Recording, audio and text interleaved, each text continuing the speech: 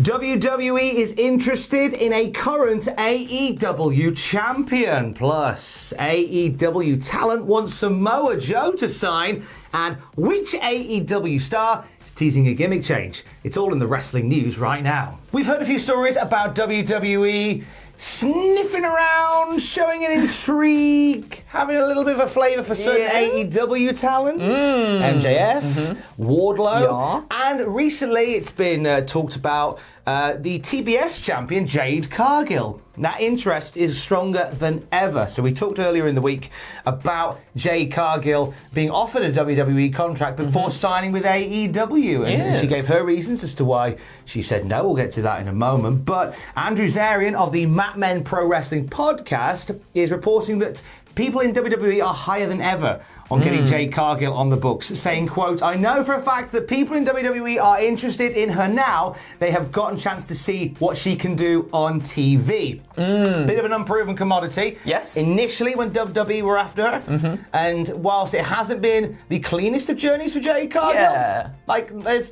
been a green as grass mentality sometimes. She's had to learn on the job quite a bit. Yep, absolutely. But I get why WWE are biting. Me too. She's got that star quality, and as you said, when she came in, she was green, but I think she's improved so much since then as well, and she's put a lot of stock into the women's roster, I think, and she's in there with a lot of fantastic women's wrestlers too that are gonna help her grow and gonna help her get better as well. So like, she makes them look good, and they make her look good in turn, and I like that a lot. I can see WWE being very interested in somebody like Jade Cargill simply because, number one, a phenomenal look, a presence, an aura. Just the moment she walked out for the first time, it was just like, that's cool. She looks like $1 million. Sign her up, Daddy-O! But as well as that, though, WWE, I could see them wanting to work with her and put her on NXT, where there is a case of these great-looking personas and people who aren't quite the finished product, but WWE are able to cater to that. That's a good shout, that. I wouldn't have actually thought about that, but I think, that would be a good fit for her, I think, in WWE, because there is so many character-based people now, isn't there? Especially NXT 2.0, where they have been incredibly good at accentuating positives with their talent there. People who haven't had as much TV time as others have, and Cargill, many would say would be a good fit there. WWE thought the same when they offered her the money contract to come and join them. But she decided to join AEW, saying that there is more security and a bit of a safety net for her in AEW as opposed to WWE. I think it was in this same interview, it was Talk Is Jericho that she was on. It was in the same interview where she was saying that she wants to feel like somebody and doesn't want to be a number. Yeah, and I can understand that as well, because I guess sometimes it feels like certain people get pushed to the wayside a little bit.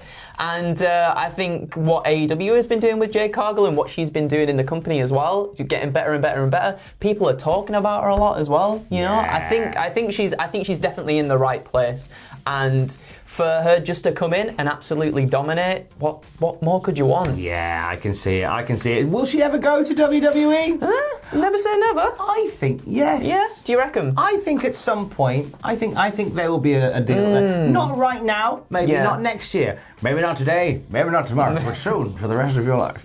I genuinely think, because I think Jade Cargill would, with the WWE machine strapped to the back, I think she'd be a star. Absolutely. Continue the good work that she's been doing in AEW. Definitely. Speaking of AEW, a lot of intrigue for one man in particular. A lot of love backstage for you did the hand gesture there. Got to do the hand gesture. You did the hand gesture. That's right. Whoa, radical. Kona Crush from the New Generation era, the WWF. Yes. Who are we talking about? We're talking about Samoa Joe, yes, obviously. So Fightful Selector reporting that lots of people in AEW are vouching for them to bring in Samoa Joe, and why the heck not? Because he has a lot of history with a lot of people in AEW as well. He does. It will obviously, the conversations will happen once again about why AEW continuing to hire people. You've got lots of people. Stop hiring people. Work with the people you've got. But when Joe's on the market, there's something else, isn't there, about Joe? Tony Khan's a little bit like me when I go to do the big shop hungry. In the sense, I just get too much. You get everything, that's what you've got to do, but then you're stocked up, you see. You're stocked up for things further down the line. But that's why I get fat. Samoa Joe has been very quiet on the old Twitter front. He's taken a break from Twitter. He put out the last tweet saying, "My lack of Twitter engagement is simply based on my increased general happiness. It's amazing how much more hopeful you can be for the world when you don't spend your morning reading the world's most prolific idiots propped up by the algorithm." I think I speak for many people when I say fair play, Samoa Joe. Absolutely. Great work getting off the Twitter. Get away from the Twitter. Watch your brain lighten for it. My soul was lifted this week. I can't imagine why, Tom. Why? Well, I did the Big Shop Hungry. Yeah. No, it was the arrival of Kona Crush. No, it was Keith Lee rocking up on Dynamite. Of course. Just so and so much love for Keith Lee turning up and hoying Isaiah Cassidy. My God. Out of the Earth's into orbit. Space. He went all the way up there into space. Tom. It's a shame because we're so far, the meme is so old now, but we haven't seen anybody yet do that. He needs to make a comeback. With Cassidy rolling through space after being bealed by Keith Lee. The Ian Beale, if you will. Keith Lee has commented on his debut for AEW saying, "We've still got a lot of work to do, but I more than appreciate the warm welcome back. The person with the sign that had the same silhouette that's on the front of my hoodie, thank you. Touched my soul. And with sad family times hopefully behind me, let's grind. Hashtag forward march." Oh, do you know what? Like, everything about it just felt like Keith Lee was back. In WWE, he absolutely got lost when he moved up to Raw and whatnot. And then it just felt like a homecoming, didn't it? When he came into AEW, and just his look was back to his old look, which was really nice to see. His music slapping, like it was such a special moment, like literally goosebump. I feel like there needs to be some Keith Lee rapping on his music. But Mikey Ruckus did address this on Twitter, and he put out a tweet where he said, "Look, it was a bit last minute getting the music together. And Keith Lee was getting married, so I didn't really want to ask him to come away from his honeymoon to drop some lyrics." And he didn't call you to do the rapping instead. I mean, I was free. We had a song good to go. But we probably had to send a little check to Simple Minds for, but it's easily resolved.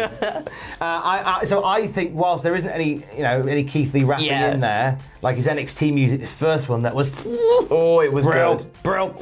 Give it time. I'd like to think that I agree. That's a process I can trust. Yeah, is that we'll eventually get rapping. We've seen it happen as well. Like Adam Cole's music changed a little bit to naturally include the boom as well. Yeah. So absolutely, I agree that could very well happen down the line. Yeah, but I'm sad that the WWE thing didn't work out so much for Keith Lee. Yeah. But do you know what? I get it. WWE has a way that they book super heavyweights. Yes. And that's a way they've always done, and it's been effective for the most part. But then, so when you get a guy like Keith Lee, who isn't your common or garden super heavyweight, then you are a little bit lost with what to do with it. And there was, and so they did what they thought was the right thing to do. It wasn't the right thing to do.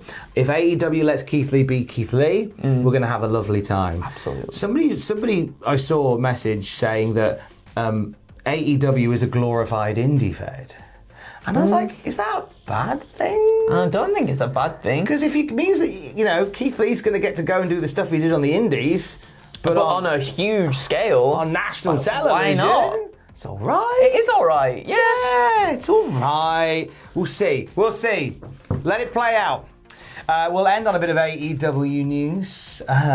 Yes. We've got a potential gimmick change for an established AEW star, haven't we, Andrew? Indeed. It is none other than Matthew Hardy. So during a conversation with Andrade El Idolo on Twitter, Matt Hardy talks about how changes were needed from Andrade in order to be recruited. The tweet went, "Something has to change. I'm about to be broken." And now obviously during the match between Isaiah Cassidy and Keith Lee, with Hardy at Isaiah Cassidy's side, he was like, "Look, if you don't win this, I'm out. I'm out." And Isaiah Cassidy was getting pretty beaten up by Keith Lee, so he hopped the guardrail and off he went. Some erratic behaviour. Which was obviously a callback to Jeff Hardy leaping over the barricade and leaving in the live event. Does the reopening of the Broken Universe potentially open the door for Brother Nero?